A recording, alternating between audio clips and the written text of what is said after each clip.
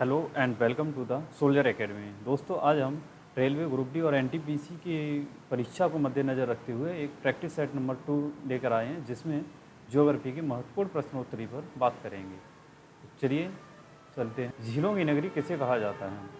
झीलों की नगरी बीकानेर, उदयपुर, भरतपुर, जयपुर।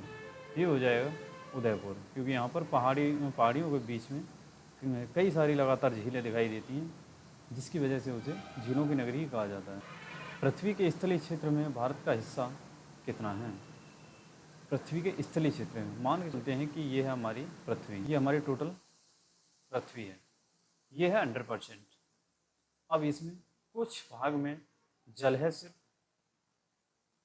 और कुछ भाग में महाद्वीप हैं। महाद्वीप या स्थल। उन सभी महाद्वीप कितने? 7। 7 महाद्वीप में एक है भारत। भारत के पास अब इस टोटल जमीन का कितना प्रतिशत भारत के पास है? वो है 2.4%। तो ये हो जाएगा 2.4%। नेक्स्ट क्वेश्चन की ओर चलते हैं। भारत के कोरोमंडल तट पर सर्वाधिक वर्षा होती है जनवरी फरवरी में, जून सितंबर में, मार्च मई में, अक्टूबर नवंबर में। पहले भारत में पोजीशन समझ लेते हैं। जैसे दक्षिणतम भारत की बात करें, यहाँ पर हमें मिलेगा कोरोमंडल तट, यहाँ पर कोंकण तट, और ये हो जाता है मालाबार तट। मालाबार, ये कोंकण, और ये कोरोमंडल तट। कोरोमंडल तट। जब हमारे मानसून आते हैं तो मानसून इधर से इस क्षेत्र से एंटर करते हैं, और ये इधर बारिश करते हुए इधर जाते हैं, और जब वापस हो रहे होते हैं तो यहाँ पर पहाड़ी मिलती हैं हमें देखने को। इन पहाड़ियों से टकराने वाली ये हवाएं बारिश करती हैं। तो यहाँ पर जब इधर से पवनें चलती हैं तब भी बारिश होती है इस क्षेत्र में, और जब वापस आती है तब भी बारिश होती है। तो अक्टूबर नवंबर में रेट मानसून जिसे बोलते हैं, यहाँ रेट रेटिंग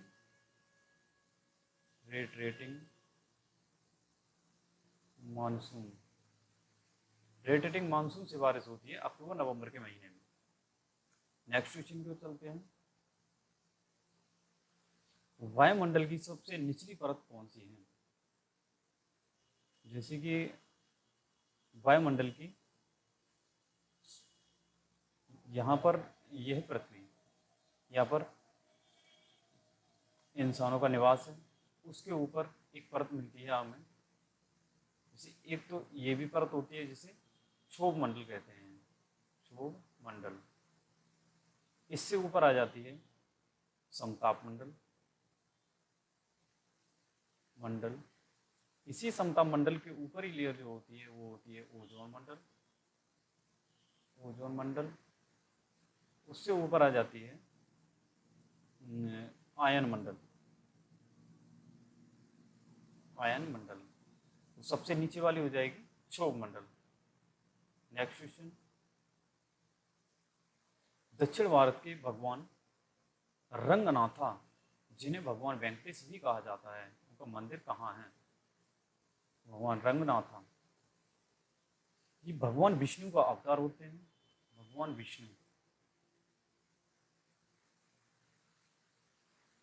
विष्णु भगवान का अवतार है। तो कहाँ पर है? विलीगिरी रंगा पहाड़ी पर, तिरुमल्ला पहाड़ी पर, नंदी पहाड़ी पर, चामुंडा पहाड़ी पर। तो ये हो जाएगी तिरुमल्ला पहाड़ी। तिरुमल्ला पहाड़ी पर विष्णु भगवान की, या इस मंदिर में विष्णु भगवान शेषनाग पर विराजमान है। यह हिंदू धर्म का प्रसिद्ध धार्मिक स्थल है।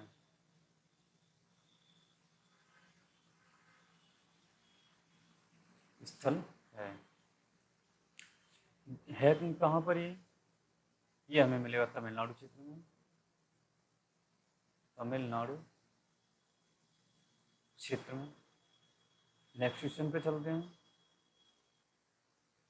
भारत में कौन सा क्षेत्र जैव विविधता तप्त स्थल है?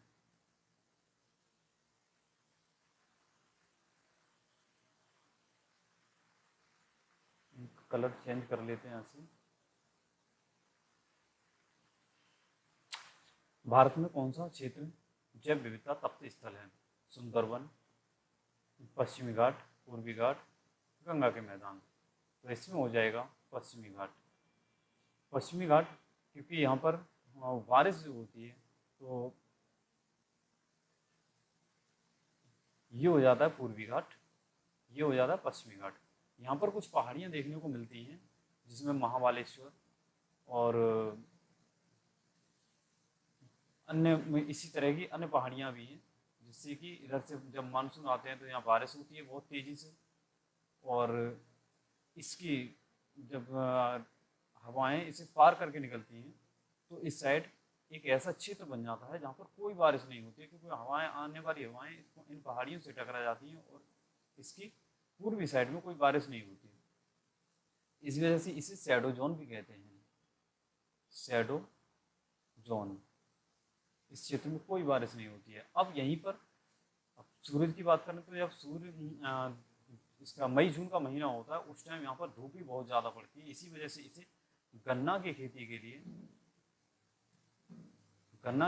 लिए बहुत महत्वपूर्ण माना जाता है इस क्षेत्र को। इसी वजह से इसे जैव विविधता तप्त स्थल भी कहा जाता है। तो ये हो जाएगा पश्चिमी घाट। नेक्स्ट क्वेश्चन, अरावली श्रेणियाँ किस राज्य में स्थित हैं? अरावली की श्रेणियाँ राजस्थान, हिमाचल प्रदेश, उड़ीसा, आंध्र प्रदेश। तो ये अरावली की श्रेणियाँ, जैसे भारत का लोकेशन की बात करें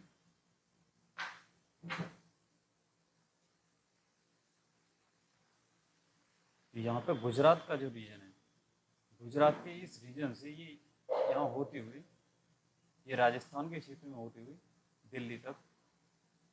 दिल्ली तक इनका विस्तार है। तो मुख्यतः इसका विस्तार जो है वो राजस्थान में है। राजस्थान में इन्हीं पहाड़ियों पर एक मंदिर बना हुआ है, वह है दिलवाड़ा का जैन मंदिर, दिलवाड़ा का जैन मंदिर।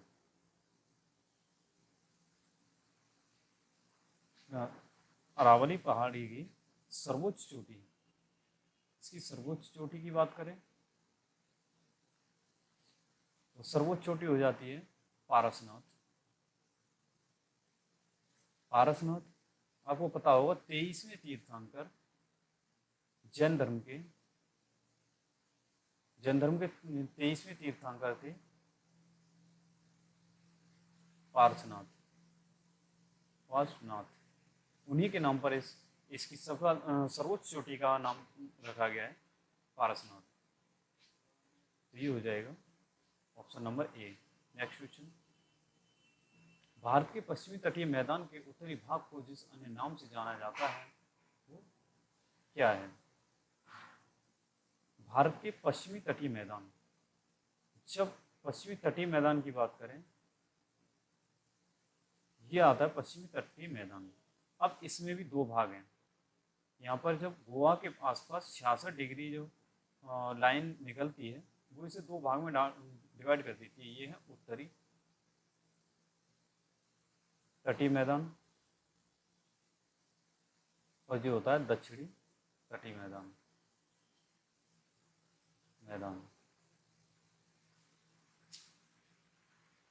कर्नाटक तट, मालाबार तट, कोंगण तट और कोरोमंडल तट।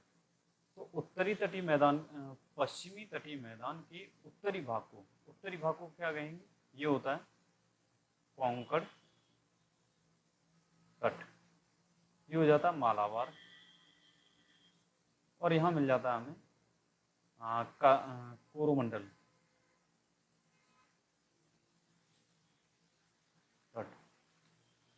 देखो ये वाली जो श्रेणियाँ हैं यहाँ पर इन्हें सह्याद्री के नाम से जाना जाता है मोस्टली। सह्याद्री यहाँ से और यहाँ तक की जो पहाड़ियाँ हैं।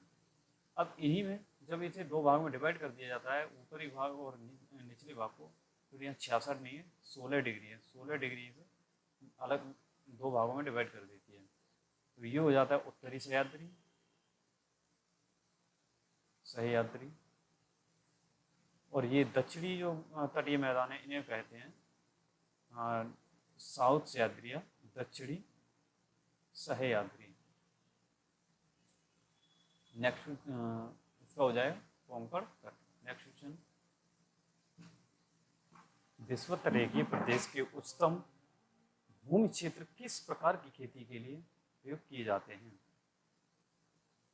विषुवत रेखा पर जो भूमि क्षेत्र पाया जाता है उस पर किस प्रकार की खेती की जाती है? वो होती है बागवानी कृषि, बागाती या बागवानी कृषि।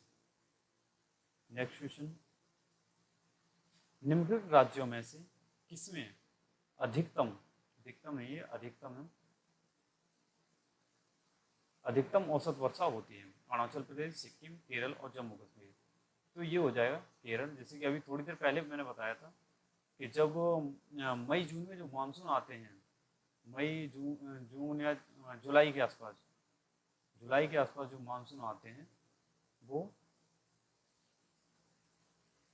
यहाँ से होते हुए जब मानसून जाते हैं तो इधर से भी बारिश करते हुए जाते हैं और आगे निकल जाते हैं। फिर ये वापस आते हैं नवंबर दिसंबर के महीने में लौट के आते हैं। जो ठंड के महीने में बारिश होती है, ठंड के महीने में जो बारिश होती है वो रोटेटिंग मानसून से ही यहाँ पर बारिश होती है इस क्षेत्र में। तो यहाँ पर मिलता है हमें वो केरल का क्षेत्र। तो जब ये वापस आ रहे होते हैं तो यहाँ की जो पहाड़ियाँ हैं अन्नामलाई और जावेदी सेवरोय वगैरह जो इधर मिलती हैं, उन सबसे जो हवाएं टकरा के यहाँ पर बारिश कर देती है। इसीलिए यहाँ पर 2 बार बारिश हो जाती है। इसी वजह से इन चारों राज्यों की अपेक्षा देखा जाए तो केरल में ज़्यादा बारिश होती है। लेकिन वैसे चेरापूंजी स्थान होता है, चेरापूंजी मौसिन राम, मौसिन राम वो है असम में, sorry Meghalaya, Meghalaya. Next question, Bharat का सर्वाधिक आबादी वाला द्वीप कौन सा है? भारत का सर्वाधिक आबादी वाला द्वीप कौन सा है? माजुली द्वीप, अंडमान, लक्षद्वीप और सालसेट। ये अंडमान प्लस निकोबार और होगा, निकोबार। तो इसमें अगर आबादी के हिसाब से देखा जाए तो सबसे ज़्यादा सालसेट द्वीप पर आबादी है। सालसेट द्वीप महाराष्ट्र क्षेत्र में मिलता है। जैसे पहले इसके क्षेत्र को बम्बई के नाम से भी जाना जाता था। भारत की सबसे दक्षिण की पहाड़ी श्रृंखला मानी जाती है। 1 मिनट पिछले क्वेश्चन पे चलते हैं। जैसे ये लक्षद्वीप है, लक्षद्वीप को भारत का कोरल द्वीप, ये कोरल द्वीप के नाम से भी जाना जाता है, कोरल द्वीप। यहाँ के लोगों की मुख्य व्यवसाय जो है वो है मछली उत्पादन, क्योंकि ये टोटल ही पत्थर पर निर्मित है और यहाँ पर कोई फसल नहीं पाई जाती जिस तरह से हमारे यहाँ फसल होती है। इसलिए उनका व्यवसाय, मुख्य व्यवसाय जो है मछली है। भारत की सबसे दक्षिण की पहाड़ी श्रृंखला मानी जाती है जावेदी पहाड़ियाँ, नीलगिरी की पहाड़ियाँ, अन्नामलाई की पहाड़ियाँ, कार्डमम की पहाड़ियाँ। तो सबसे दक्षिण की पहाड़ी, दक्षिण भारत की बात करें तो यहाँ पर ये पर्वत श्रृंखलाएँ पाई जाती हैं। कुछ यहाँ से सह्याद्री वाली पहाड़ियाँ मिलती हैं, यहाँ से पूर्वी घाट की पहाड़ियाँ मिलती हैं, जिसमें कि जावेदी, सेवरॉय और नल्ला मल्ला, पालीकोंडा, वेलीकोंडा, ये सब आंध्र प्रदेश क्षेत्र की पहाड़ियाँ हैं जो पूर्वी घाट की हैं। और पश्चिमी घाट पर आ जाएं तो पश्चिमी घाट पर नॉर्थ सह्याद्री, यहाँ तक नॉर्थ सह्याद्री गोवा तक, गोवा से ये 2 भाग में बट जाता है, नॉर्थ सह्याद्री और यहाँ साउथ सह्याद्री मिलेगी। अब ये दोनों पहाड़ियाँ यहाँ पे आके एक स्थान पर मिलती हैं। जिस स्थान पर ये पहाड़ियाँ मिलती हैं वो होता है वहाँ पर नीलगिरी की पहाड़ियाँ। पहाड़ी।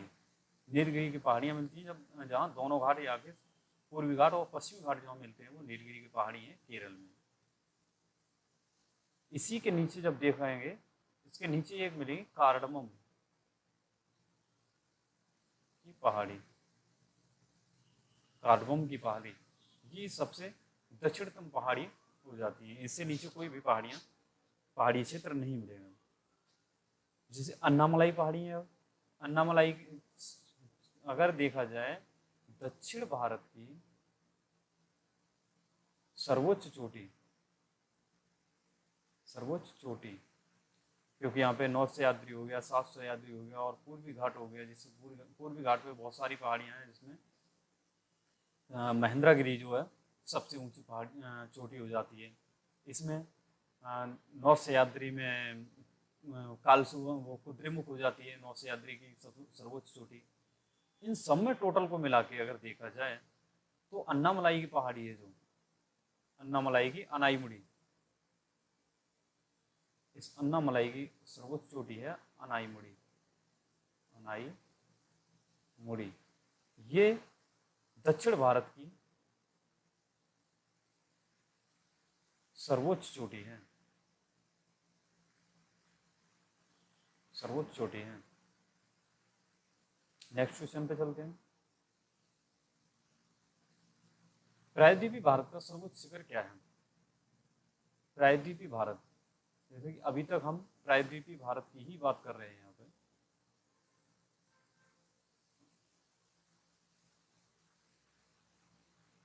प्रायद्वीपीय, यहाँ से ये जो नीचे के भाग को पूरा प्रायद्वीप कहा जाता है, जिसमें प्रायद्वीपीय भारत का सर्वोच्च शिखर है।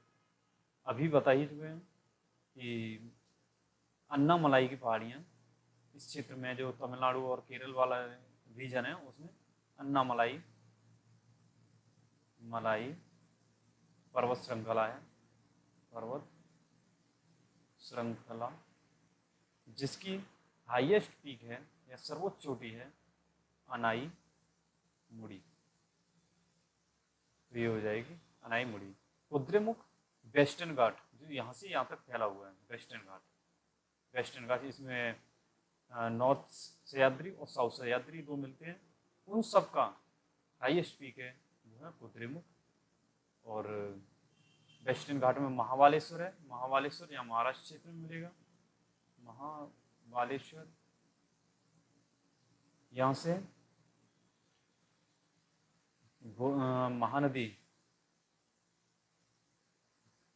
महानदी गोदावरी नदी का उद्गम स्थल है Mahabaleshwar. Next question, mount Everest की चोटी पर पहुंचने वाली पहली महिला कौन थी? वो हो जाएंगी Junko तबई। Next question, Premlata Agarwal ये विकलांग सबसे पहली महिला है माउंट एवरेस्ट पे चढ़ने वाली। कौन सी रेखा भारत से गुजरती है?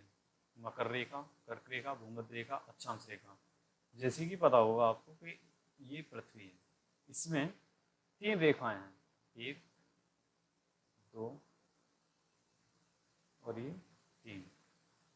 ये हो जाती है कर्क रेखा, ये मकर रेखा और भूमध्य रेखा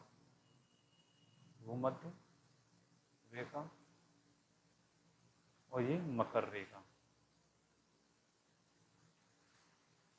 अब ये जो कर्क रेखा है 23.5 डिग्री, ये भी 23.5 डिग्री है और ये 0 डिग्री।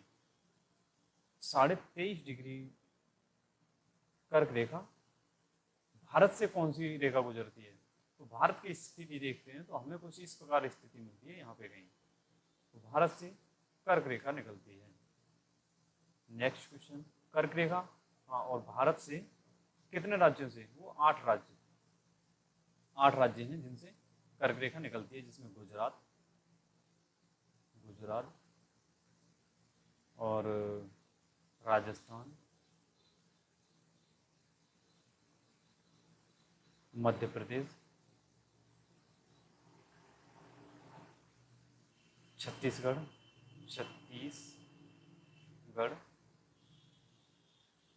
झारखंड,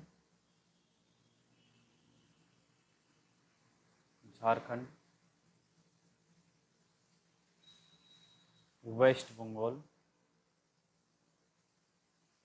त्रिपुरा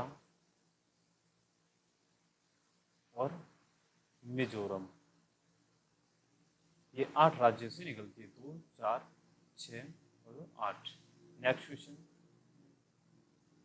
नंदा देवी स्थित है। ये एक पर्वत श्रेणी है, जैसे कि हिमालयन पर्वत श्रेणी है।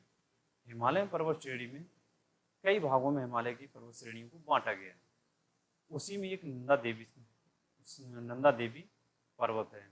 अब वो किस पर्वत श्रेणी के अंदर आता है?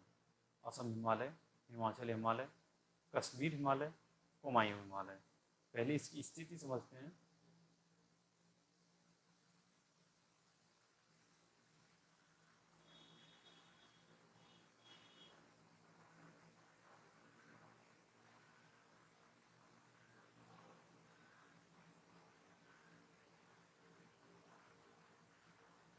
ये जो हिमालयन पर्वत श्रेणी है, यहाँ से इस तरह से चली हुई है, इस तरह से इन्हें डिवाइड किया गया है, जो कई भागों में डिवाइड है, जिसका जो नेपाल सिक्किम में होती हुई और यहाँ अरुणाचल प्रदेश तक जाती है। नंदा देवी कुमायूं हिमालय श्रेणी में स्थित है। ये कुमायूं हिमालय उत्तराखंड में, नंदा देवी जो चोटी है या नंदा देवी पर्वत है वो उत्तराखंड में है। कुमायूं हिमालय तो हिमाचल प्रदेश और उत्तराखंड होते हुए थोड़ी लंबी रेंज है, लेकिन उसमें भी अगर देखा जाए नंदा देवी की लोकेशन देखी जाए तो उत्तराखंड में मिलेगी। नेक्स्ट क्वेश्चन, डूरंड लाइन किन 2 देशों के बीच सीमा बनाती है? जैसे कि अब भारत आज़ाद हुआ उस टाइम पाकिस्तान और भारत के बीच में कुछ एक लाइन खींची गई, उधर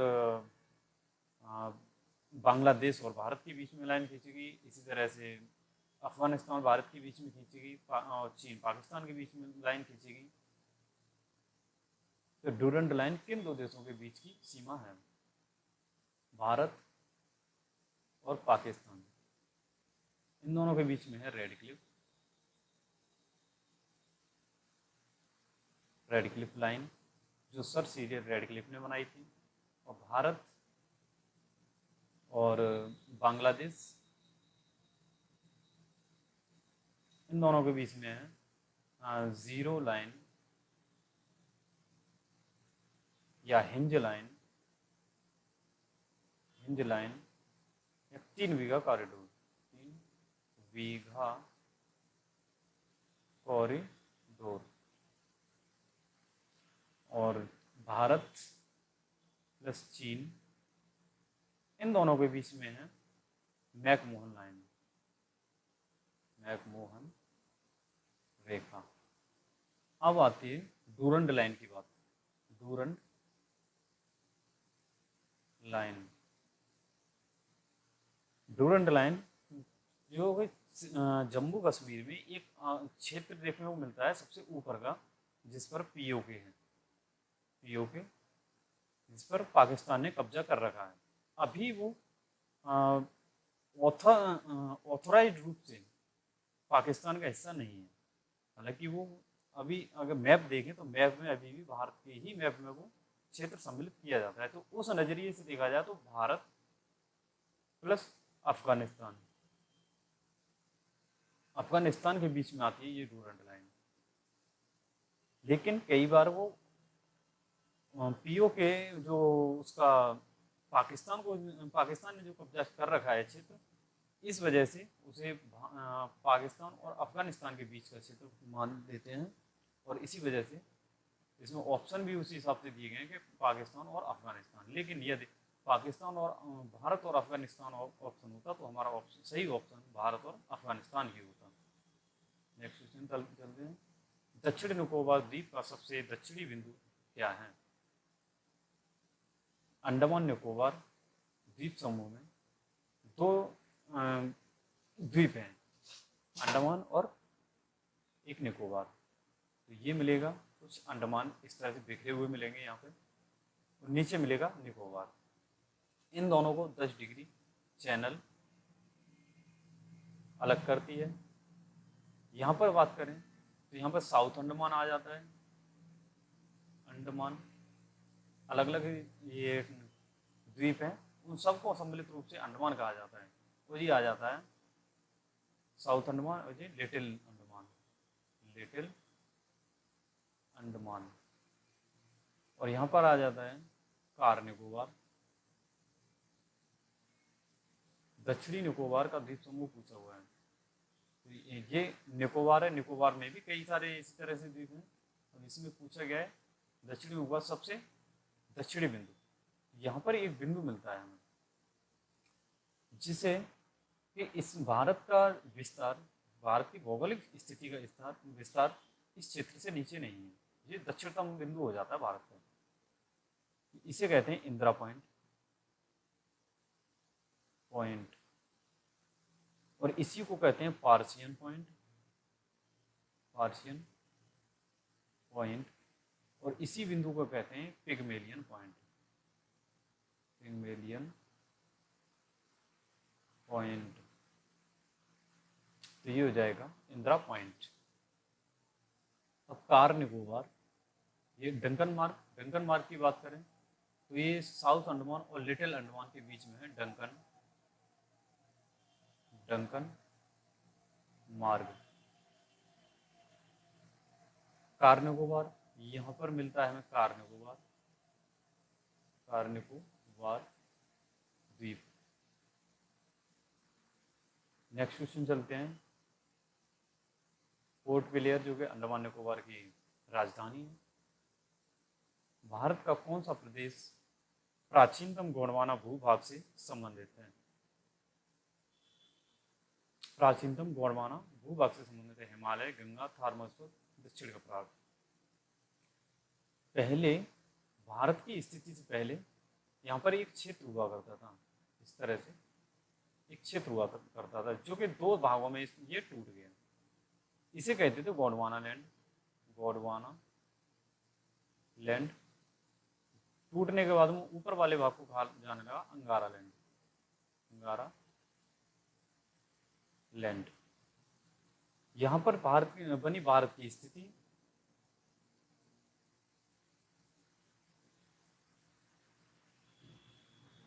ये भारत की स्थिति बनी। अब इसका जो दक्षिणतम नॉर्थ इंडिया और साउथ इंडिया बना, उत्तरी भारत और दक्षिणी भारत। तो दक्षिणी भारत को ही गोंडवाना लैंड, पूर्व का गोंडवाना लैंड कहा जाता है, जिन्हें दक्षिण का पठार भी कह सकते हैं या दक्षिणी भारत कह सकते हैं।